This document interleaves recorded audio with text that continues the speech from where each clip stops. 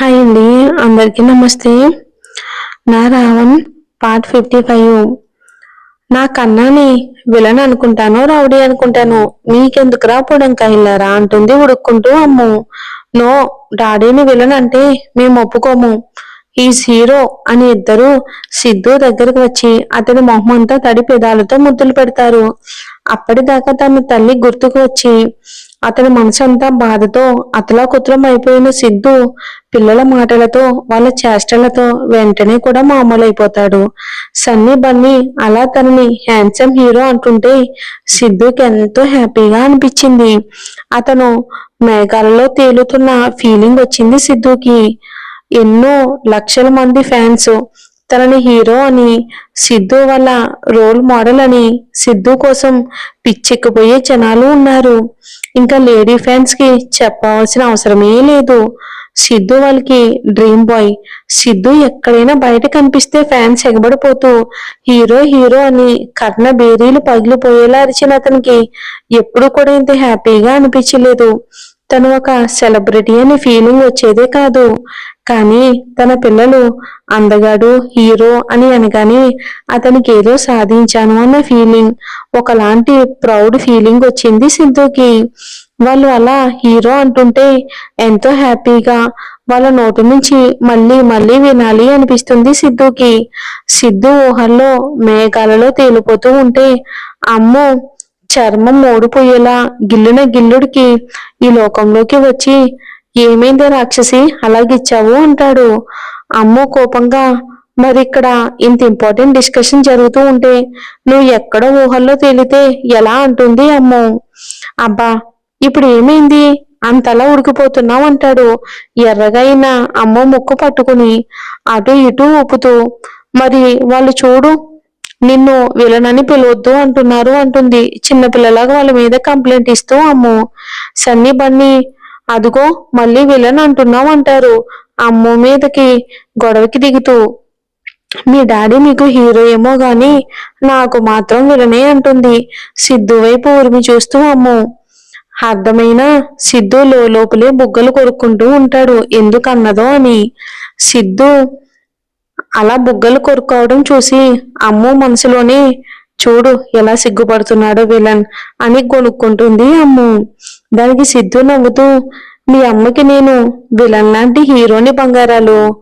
ఇప్పుడు ట్రెండ్ ఏంటంటే హీరో కంటే విలన్ కే క్రేజ్ ఎక్కువ, అందుకే మీ అమ్మ నన్ను విలన్ అంటుంది ముద్దుగా అని అమ్ముకి వినిపించేటట్టు గట్టిగా చెప్పి సన్నీ బన్నీకి మాత్రమే వినిపించేటట్టు గుసగుసగా మా అమ్మ కంటే మిమ్మల్ని ఎక్కువగా లవ్ చేస్తున్నానని కుళ్ళుతో నన్ను విలన్ అంటుంది.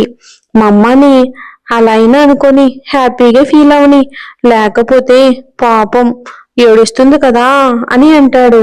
సన్నీ బన్నీ మీరు మమ్మల్ని మా అమ్మ కంటే ఎక్కువ లవ్ చేస్తున్నారా అంటాడు హ్యాపీగా నవ్వుతూ. ఎస్, బట్ ఈ క్యూట్ బేబీస్ ఇచ్చిన అమ్మాడు అంటే ఇంకా ఇష్టం అంటాడు సిద్ధు ఏదో అర్థమైన వాళ్ళలా. ఇద్దరు అమ్ము వైపు చూస్తూ, సరే నీ ఇష్టం మా అమ్మ, డాడీని విలనని పిలుచుకో, బట్ మా ముందు కాదు అంటారు క్యూట్ క్యూట్ ఫేస్ పెట్టి చేతులు అటు ఇటు తిప్పుతూ. ఏదో తనకు వినిపించకుండా మాట్లాడుకుంటూ ఉన్నారు.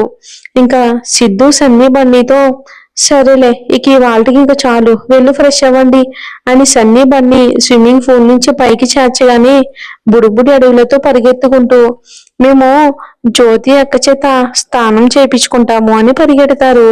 అమ్మో గట్టిగా, ఏం అవసరం లేదు నేను వస్తున్నాను ఉండండి. జ్యోతి మాట వినరు మీరు, మళ్ళీ నీళ్ళలో ఆడడానికి ఈ వేషాలు అని తను కూడా స్విమ్మింగ్ పూల్ నుంచి బయటికి వెళ్ళాలని చూస్తుంది.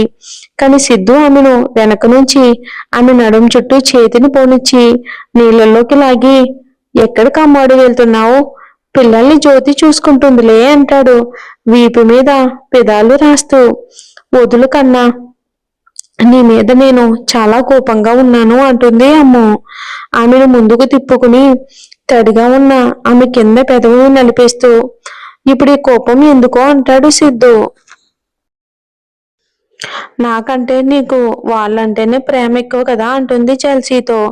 దానికి సిద్ధు నవ్వుతూ ఎస్ అని అనగాని, నువ్వు అదే ఆన్సర్ ఇస్తావని తెలుసు, కానీ నోటి దురదతో అడిగాను చూడు, నన్ను నేను అనుకోవాలి అని ఉడుక్కుంటూ అంటుంది. సిద్ధు అమ్ముని ఇంకా దగ్గరికి లాక్కొని, ఏది పూర్తిగా వినవా నువ్వు? ఇంకేం వినాలి? చెప్పవుగా వాళ్ళంటేనే ఎక్కువ ప్రేమ అని.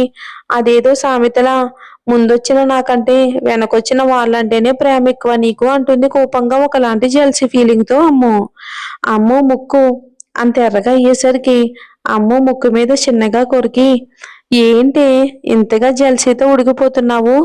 పిల్లలతో వాతన ఏంటి నీకు అంటూ మొహం మీద ముద్దులు పెడుతూ ఉంటే, నాకేం వద్దులే నీ ముద్దులు అంటుంది మొహాన్ని అలకగా పెట్టుకుని. అమ్మో ఓ గాడ్ అమ్మాడు, నువ్విలా ఇంత పొజిషన్నెస్ చూపిస్తూ ఉంటే భలే ఉంది చూడు, మొహం అంతా ఎంత ఎర్రగా అయిపోయిందో అని. నా పిల్లలంటే నాకు చాలా ప్రేమ, కానీ నా బంగారాలనిచ్చిన ఈ బంగారం అంటే నాకు ప్రాణం. నా జీవితంలోకి ఇంతటి సంతోషాలని తెచ్చిన ఈ అమ్మాడు అంటే నాకు చెప్పలేనంత ప్రేమ. అది ఎంత అంటే నేను చెప్పలేను, కానీ చేతల్లో చూపిస్తాను అంటాడు ఆమె వైపు చూస్తూ. నేనంటే నీకు చాలా ప్రేమ అని నీ కళ్ళల్లో ఎప్పుడూ కనిపిస్తూనే ఉంటుంది. నాకేదో సరదాగా అలా పిల్లలతో అన్నాను.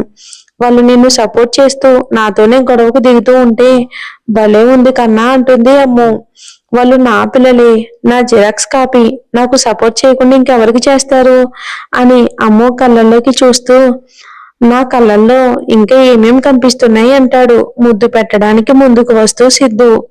అమ్మో సిద్ధు పెదాల మీద చేతిని అడ్డుపెట్టి, మనం బయట ఉన్న సంగతి మర్చిపోయావా ఏంటి కన్నా అంటుంది అమ్మోని ఎత్తుకుని స్విమ్మింగ్ పూల్ నుంచి బయటికి వచ్చి. మరి సరే పద లోపలికి వెళ్ళి ముద్దు ముచ్చట్లు చెప్పుకుందాం అని ఆమెను ఎత్తుకుని అలాగే వెనక వైపు మెట్ల వల్ల రూమ్ లోకి వెళ్తారు. ధ్రువ డ్రైవ్ చేస్తూనే ఆ స్పీడ్ కి మేఘాకి కళ్ళతో పాటు కడుపులో కూడా తిప్పేయడంతో కారు ఆపమని ధ్రువ భుజం మీద కొడుతుంది. మేఘ అలా కొట్టేసరికి ధ్రువకి చిరాకు వచ్చి సడన్ బ్రేక్ వేస్తాడు. దెబ్బకి ముందుకు పడి మేఘ తలకి బొబ్బి కడుతుంది. అయినా అదేం పట్టించుకోకుండా కారు ఆగిన వెంటనే తల తిరుగుతున్నా కూడా వాంతింగ్ చేసుకుంటుంది. అయ్యో పాపం పిల్ల వామిటింగ్ చేసుకుంటుంది. లేక ధ్రువ కారు దిగి మేఘ దగ్గరికి వచ్చి, కారు కొంచెం స్పీడ్ వెళ్తేనే దీని పరిస్థితి, అలాంటిది నువ్వు యూఎస్ఏ వెళ్ళి జాబ్ చేస్తావమ్మా అంటాడు వెటకారంగా. మేఘకి తిరిగి సమాధానం చెప్పే ఓపిక లేక నీరసంతో ఫుట్పాత్ మీద కూర్చుంటుంది. ఏంటే ఇలా రోడ్డు మీద కూర్చున్నావు? లే, ఇప్పటికే నీ వల్ల చాలా లేట్ అయింది, నాకు ఇంపార్టెంట్ మీటింగ్ ఉంది, వెళ్దామని అరుస్తాడు. మేఘ తల పట్టుకుని మౌనంగా కూర్చునేసరికి, ఏంటి మాట్లాడుతూ ఉంటే సమాధానం చెప్పవు అంటాడు. మేఘకి ఇంకా కడుపులో ఏదోలా ఉండేసరికి కన్నీళ్లతోనే, ప్లీజ్ సార్ మీరు వెళ్ళండి, నా వల్ల మీటింగ్ లేట్ అవ్వటం నాకు ఇష్టం లేదు, నేను కొంచెం సేపు ఆగి వస్తాను అంటుంది. ఎలా వస్తావే? ఇక్కడ నుంచి ఇంకా చాలా దూరం ఉంది ఆఫీస్, ఇది సిటీ అవుట్స్కట్, ఇటు ఏ వెహికల్స్ రావు అంటాడు. మేఘకి ధ్రువ మీద విపరీతమైన కోపం.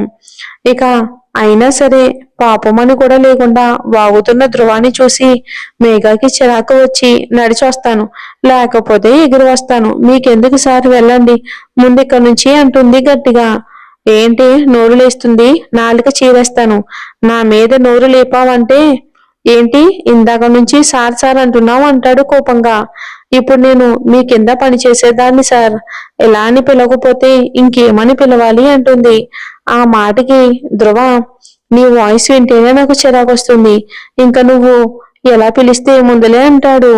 ధ్రువ మాటలకు మేఘ మనసు చివుక్కుమంటుంది. ధ్రువ కోపంగా, ఇప్పుడు నువ్వు వస్తున్నావా రావట్లేదా అంటాడు. మేఘ మొహం పక్కకు తిప్పుకుని, నేను రాను మీరు వెళ్ళండి సార్ అంటుంది. ధ్రువకి మెంటలెక్కి ఒక్క అడుగులో మేఘ దగ్గరికి వచ్చి మేఘాన్ని ఎత్తుకుంటాడు. మరి వీళ్ళిద్దరి ప్రేమ వ్యవహారం ఎంతవరకు వస్తుందో ఏంటో చూద్దాం వచ్చే ఎపిసోడ్ లో. 2 ఎపిసోడ్స్ ఇద్దాం అనుకుంటున్నాను, కానీ మన సాడిస్టిక్ హస్బెండ్ స్టోరీ నవల స్టార్ట్ చేసాం కదండి, అది ఇది అంటే అవ్వట్లేదు. ఏదో ఒక ఎపిసోడ్ మాత్రమే ఇస్తాను, ఏదో 1-2 ఎపిసోడ్స్ ఇస్తాను, అది కష్టమే కానీ తప్పకుండా ఇవ్వడానికి ట్రై చేస్తాను. మరి ఏ ఎపిసోడ్ 2 డైలీ కావాలో చెప్పండి. Thanks for watching. కొద్ది రోజులు లేదంటే తర్వాత ఒక 10 days ఆగితే కంటిన్యూ ఇస్తాను.